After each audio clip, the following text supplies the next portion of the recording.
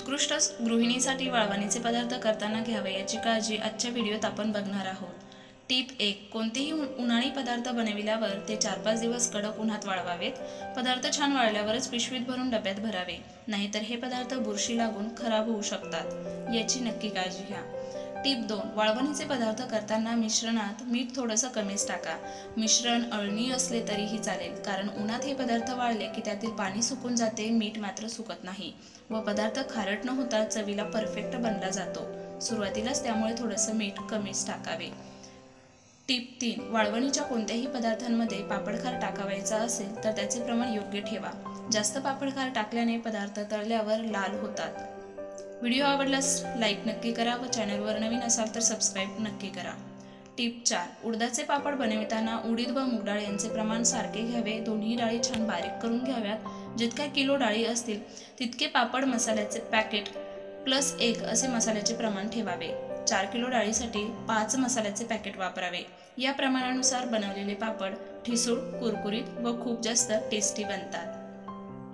Tip 5, साबुदाण्याचे पदार्थ बनवताना त्यात उकडलेल्या बटाट्याचे प्रमाण 1 किलो साबुदाण्यासाठी अर्धा किलो बटाटे घ्यावे।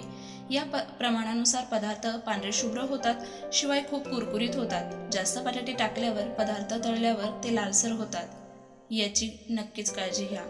टिप 6, वाळवणीचे पदार्थ बनवताना पांढरे तीळ, जिरे, ओवा, मीठ, हिंग, तुरटी, पापडखार हे साहित्य आपल्याकडे असायलाच हवे। या साहित्याने पदार्थ चविष्ट व शिवाय रुचकर देखील बनतात। टिप 7, ज्वारी, नाचणी, तांदळाचे वाळवणीचे पदार्थ बनविण्यासाठी हे धान्य स्वच्छ पाण्याने धुवून सावलीत फॅनखालीच सुकवावे। सर्व धान्य छान सुकल्यावर दळून घ्या। उन्हात सुकवलेल्या धान्याचे जर पदार्थ तयार केले तर त्याचे तुकडे पडतात। टिप 8, उडदाचे पापड बनविण्यासाठी पीठ थोडे घट्ट मळावे व नंतर छान बत्त्याने कुटून मऊ करावे। पीठ कुटताना तेलाचा कमी वापर करावा व नंतर लाट्या पाडून पापड पातळ लाटावे। असे पापड खूप जास्त कुरकुरीत होतात।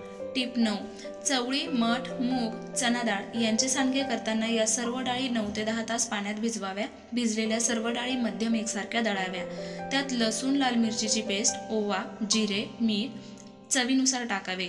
या मिश्रणांचे सांडगे खूपच चवदार बनतात, शिवाय भाजी देखील तितकीच रुचकर बनते। टिप 10, वाळवणीचे पदार्थ करताना नेहमी जाडबुडाचे भांडे वापरावे। पदार्थ छान शिजले जातात, शिवाय मिश्रण देखील करपले जात नाही। आशा करते आजच्या टिप्स नक्कीच तुम्हाला या उन्हाळ्यामध्ये हे पदार्थ बनवताना उपयोगी पडणाऱ्या असतील।